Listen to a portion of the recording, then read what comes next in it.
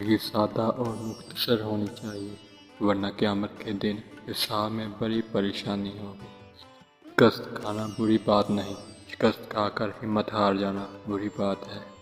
اسلام کے بعد مومن کے لیے مغفرت اور عافیت سے بڑھ کر کوئی نعمت نہیں۔ جو کوئی 5 وقت کی نماز پڑھتا ہے وہ اللہ عز و جل کی حفاظت میں ہے، اور جس کی حفاظت اللہ کرتا ہے اسے کوئی نقصان نہیں پہنچا سکتا۔ اس پر نصیحت اثر نہ کرے، وہ جان لے کہ اس کا دل ایمان سے خالی ہے۔ ماں باپ کی رضامندی دنیا میں دولت اور آخرت میں نجات کا باعث ہوتی ہے۔ وہ عمل جو بغیر علم کے ہو اسے بیمار، اور وہ علم جو بغیر عمل کے ہو اسے بیکار سمجھو۔